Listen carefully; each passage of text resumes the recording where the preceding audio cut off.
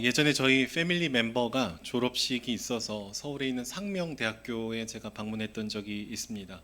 상명대학교에는 굉장히 놀라운 전설이 하나 있는데 학년이 올라갈수록 체력이 좋아진다라는 거예요.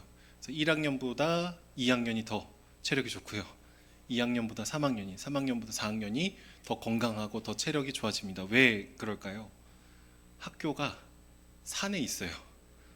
그래서 1학년은 막 비실비실했는데 막 수업 들으러 왔다 갔다 하면 이렇게 체력이 막 증진이 된다라는 거죠. 계절학기 하면 더 건강해집니다.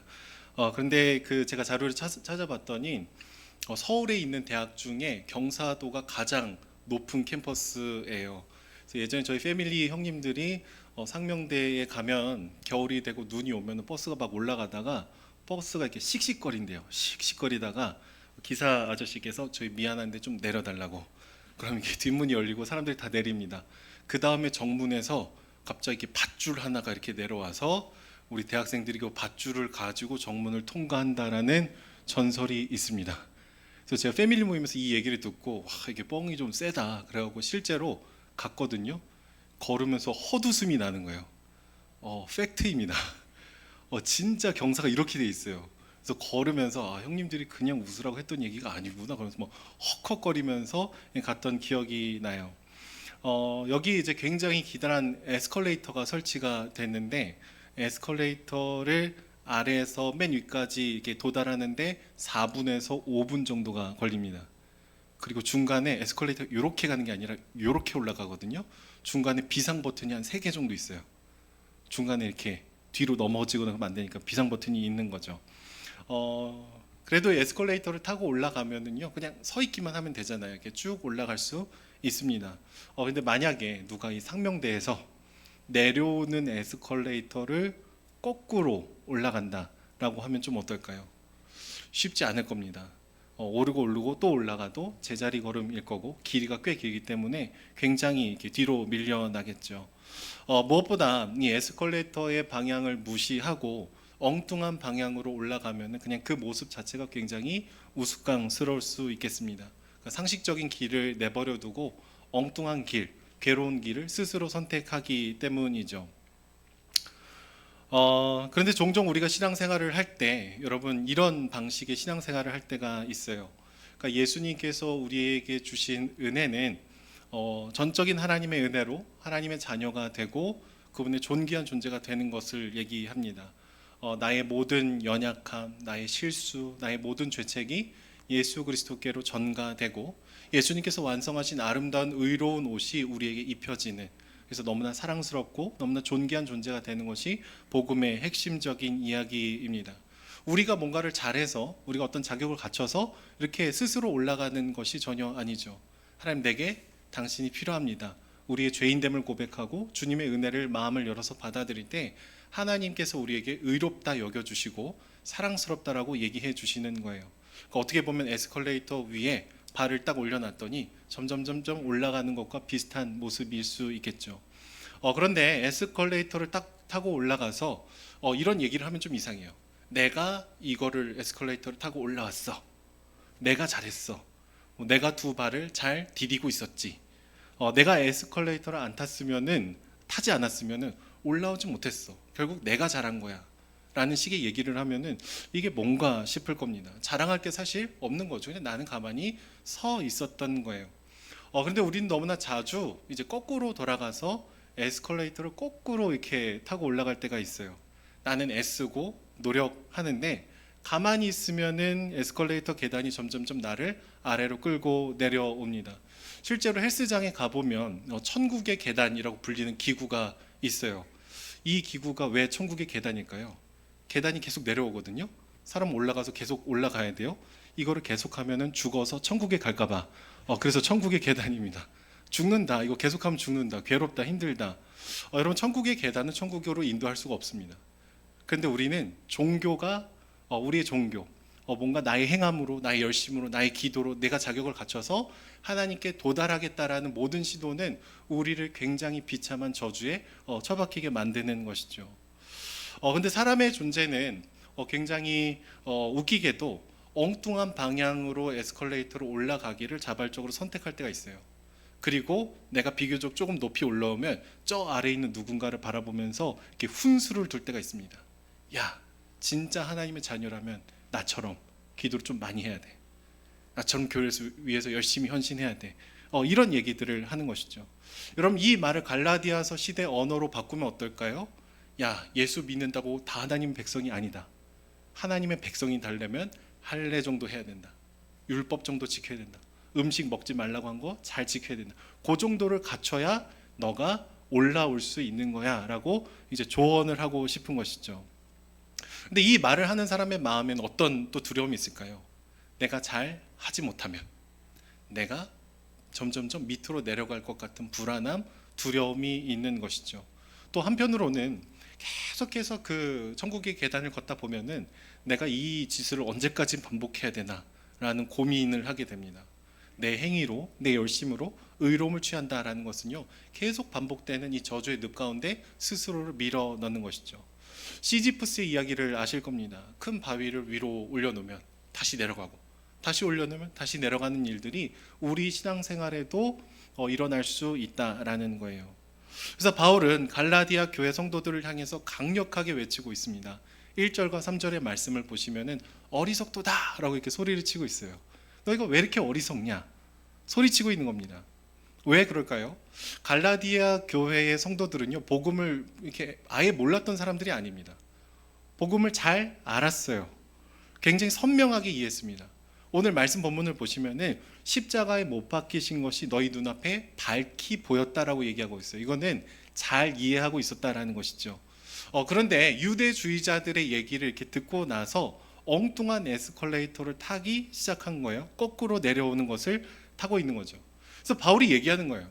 주님의 은혜로 그분의 자녀가 될 수 있는 특권이 있는데 왜 계속 종의 모습으로 가서 너의 행함으로 이렇게 걸어가려고 하느냐? 누가 너희를 속였냐? 누가 너희를 깨웠냐라고 외치고 소리치고 있는 것이죠. 여러분, 왜 그럴까요? 그들은 정답을 알고 있었습니다. 복음을 아예 못 들어본 게 아니었어요.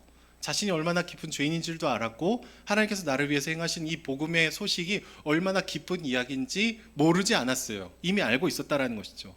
그런데 왜 오답의 매력을 느낄까요?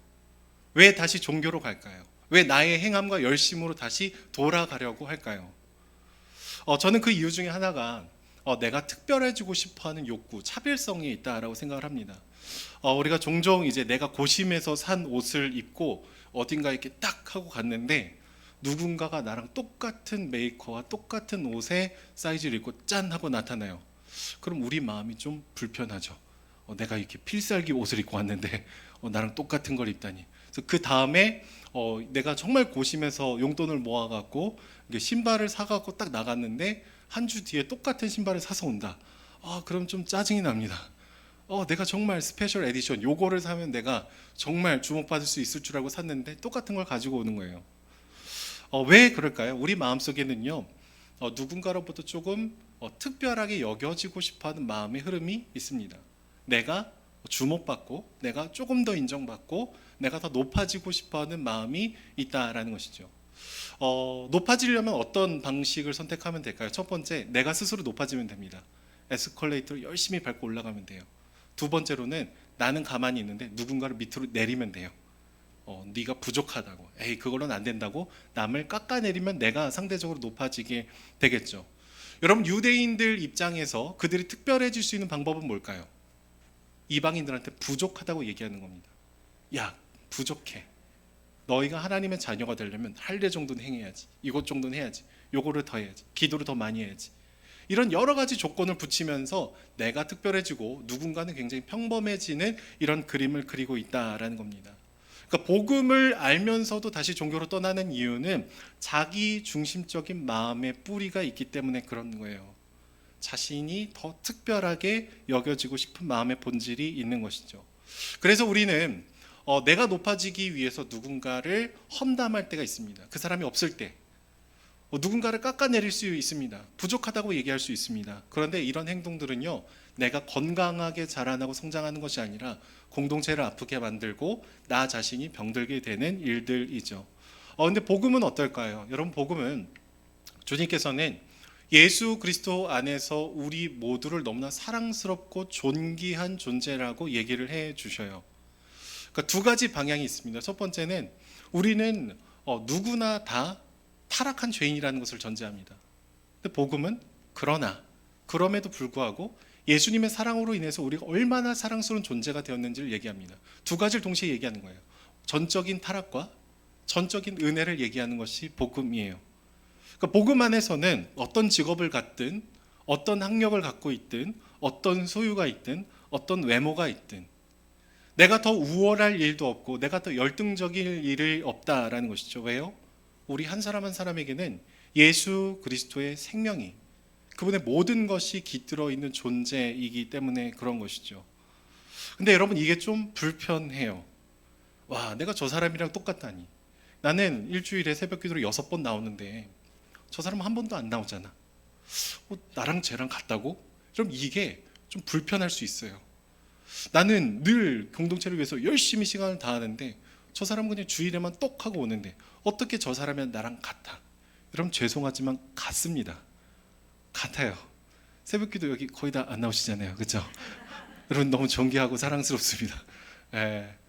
근데 우리가 계속해서 내가 사랑받으려면 뭔가 조건을 계속해서 붙여야지 더 사랑스럽고 덜 사랑스러운 이 굴레로 나를 다시 밀어놓고 싶은 것이죠.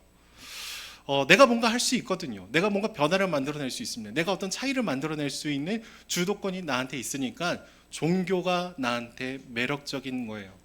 행위로 쌓아갈 수 있는 것이죠.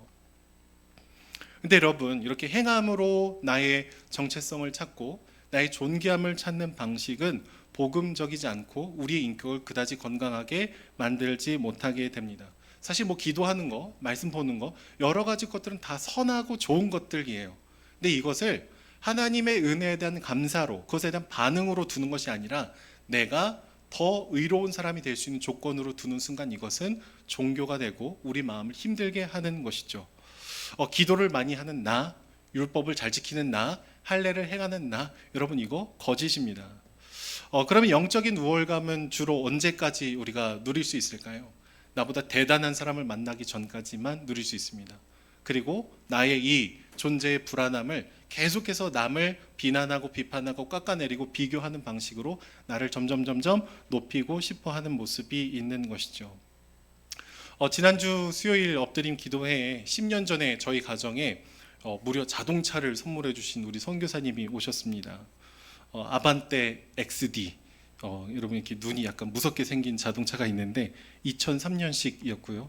12만 5천 킬로, 꽤 많이 타셨어요. 그리고 오른쪽 뒷문부터 트렁크까지 우리 사모님이 아주 멋있게 잘 긁어 놓으신 그런 차였습니다. 그런데 그 차가 저희 집에는 너무 소중한 보물과 같은 자동차였어요. 저희 첫째가 태어나기 전에 이제 분당에 있는 병원에서 아이를 데리고 와야 되는데 하나님, 저희가 차가 없습니다. 그래서 제가 이제 주차되어 있는 차, 경차 위주로 붙들고 주님, 이 차여도 괜찮습니다, 이렇게 기도를 했던 시간들이 있거든요. 근데 경차는 아니었고 그래도 무려 아반떼가 저희 집에 왔습니다. 근데 여러분, 누군가로부터 자동차를 선물을 받으면 어떨까요? 막 기쁘고 막 행복할 것 같죠. 근데 너무 감사하고 너무 고마웠는데 기쁘지만은 않았습니다. 왜 그럴까요? 제가 그것에 대한 기여를 할 수 없기 때문에 그렇습니다. 너무 그때 힘들고 어려워서 진짜로 돈 10만 원, 20만 원도 내드릴 수가 없는 상황이었어요.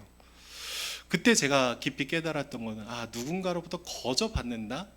이게 굉장히 불편하고 민망하고 내가 거기에 뭔가를 끼워 넣지 않으면 내가 이것을 받아들이기 굉장히 힘들다라는 것이죠. 그러니까 여러분, 두 가지 마음이 있는 겁니다. 남들보다 막 이렇게 특별해지고 싶은 욕망, 그리고 불편하니까 내가 뭔가를 끼워 넣고 싶어하는 그 마음. 이것들이 막 뒤죽박죽 섞이게 되면서 복음이 아니라 다시금 종교로 돌아가게 되더라라는 것이죠. 여러분, 갈라디아 교회에는요, 이방인들이 훨씬 더 많았습니다. 이방인 출신 그리스도인들이 예수님을 믿고 나서 거기서 끝나는 것이 아니라 다시 유대인처럼 되고 싶어 했던 이유는 그냥 이방인 출신 그리스도인들보다 내가 조금 더 우월해지고 싶어 하는 마음이 있었기 때문이다라는 것이죠. 근데 바울은 오늘 말씀 본문에서 이러한 시도가 얼마나 엉뚱한 일인지를 고발하고 있어요. 어리석다라고 2번 외칠 뿐만 아니라 성령으로 시작했다가 육체로 마치는 거 아니냐라는 문제를 제기하죠. 그리고 이것은 스스로를 율법의 저주에 머무르게 만드는 거다라고 얘기합니다. 막 그 말을 안 들으면 저주를 던져주는 그런 개념이 아니라 스스로 그 늪에 빠지지 말라고 경고해 주는 거예요. 여러분, 만약에 우리 아이가 굉장히 높은 놀이터 지붕 위에 막 이렇게 뛰어다니고 있는 장면을 본다면 엄마랑 아빠가 어떻게 할까요? 소리치겠죠. 야, 위험해. 누구야, 위험해. 막 이렇게 소리치겠죠. 예전에 저희 아내가 이렇게 놀이터를 갔는데 어떤 아이가 굉장히 위험하게 그 놀이터의 기구를 타고 있는 것을 봤어요. 저희 아내가 와, 저 집 엄마는 놀라겠다 하고 몇 발자국 더 걸어갔는데 저희 셋째였습니다. 엄청 높이 막 이렇게 막 다치게끔 타는데 저희 딸이었어요. 위험할 때 외치죠. 안 된다고, 멈추라고. 그러면 안 된다고. 지금 바울은 그렇게 외치고 있는 거예요. 그리고 바울은 이 모세의 율법을 계속 얘기하는 유대주의자들의 논리를 무너뜨리기 위해서 오늘 아브라함의 얘기들을 시작을 하고 있어요. 여러분, 아브라함이 할례를 받은 것은 창세기 17장에 나옵니다. 그런데 아브라함이 하나님을 믿었으므로 의롭다 여김을 받았다라는 것은 창세기 15장에 나와요. 그러니까 할례는 17장이고 의롭다고 여겨진 건 15장이라는 것은 지금 너희가 말하는 이 순서가 잘못됐다라는 것을 증명하는 것이죠. 그리고 한술 더 떠서 12장의 얘기를 합니다. 하나님은 아브라함에게 어떤 얘기를 할까요? 너희 친척 고향을 떠나서 아버지의 집을 떠나서 내가 너에게 보여주는 그 땅으로 가라. 그 다음에 무슨 얘기를 하시냐면은 내가 너한테 큰 복을 줄 것이고 그 다음에 땅의 모든 족속이 너로 말미암아 복을 받으리라. 여러분, 아브라함에게 주님께서 얘기하시는 게 뭐예요? 복의 근원이 되라고 얘기하시고 너를 통해서 이방에 있는 사람들이 복을 누리게 될 거다. 이 복은 뭘까요?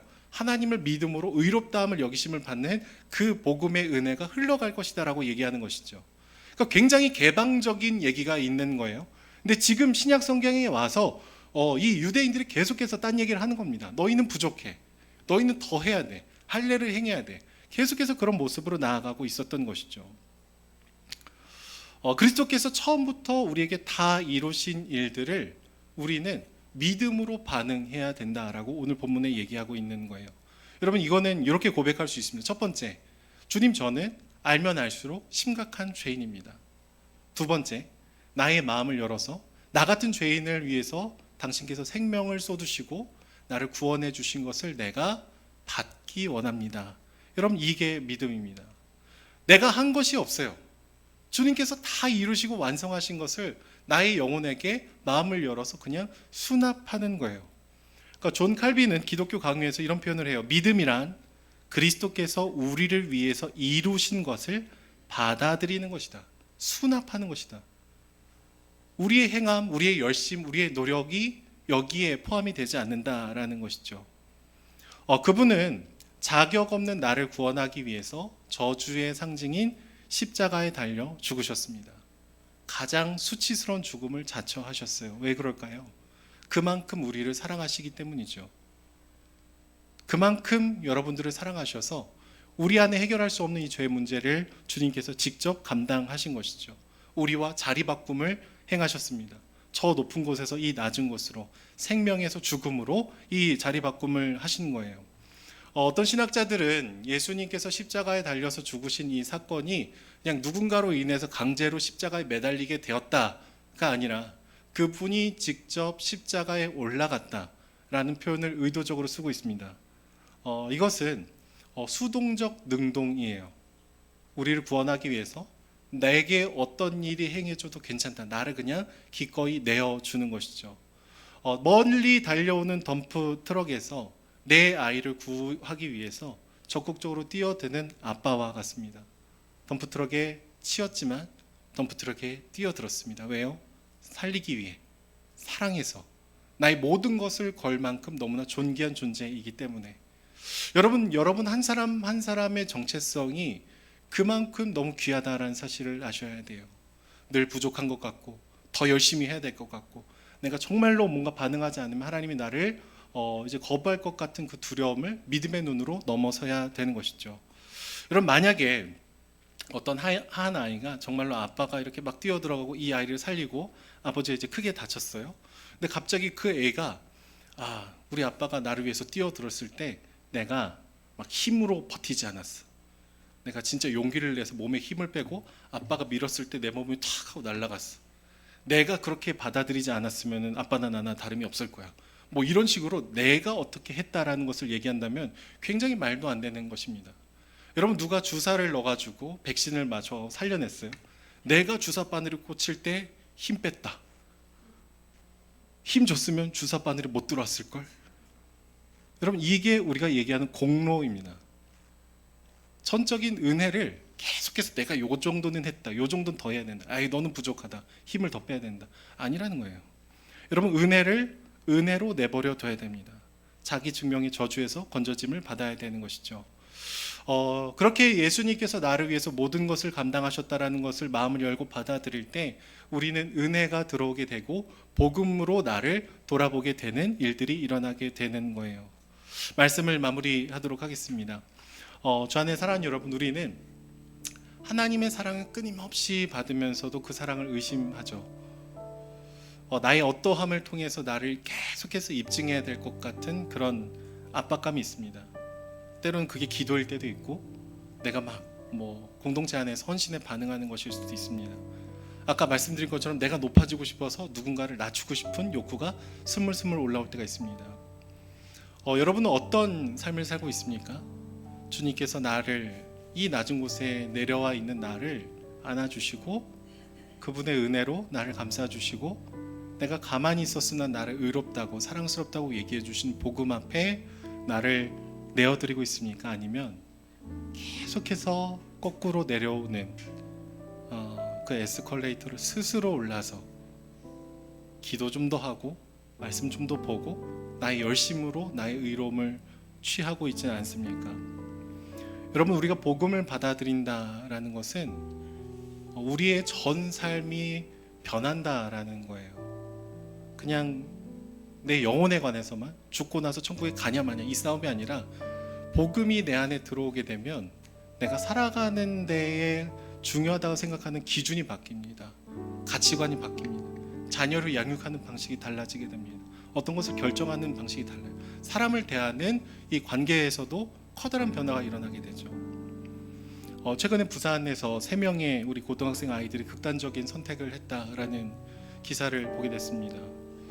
너무나 슬프고 너무나 황망한, 아직 정확한 사실관계를 우리가 다 알지 못하지만 학업에 대한 스트레스로 인해서, 그 부담감으로 인해서 내가 그 기대에 부응하지 못할 것 같아서 3명의 아이들이 함께 극단적인 선택을 했다라는 기사를 볼 때 마음이 너무 슬프고 너무 황망했어요.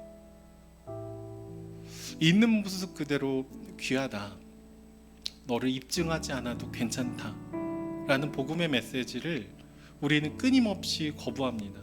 뭔가 더 해야 될 것 같다라고 생각해요. 학생들에게 무엇을 더 하라고 우리가 주로 얘기할까요? 성적을 더 해라, 남들이 알아줄 만한 학교를 가라, 남들보다 더 높은 곳을 향해서 뭔가를 이뤄내라. 거기서 끝납니까? 끝나지 않습니다.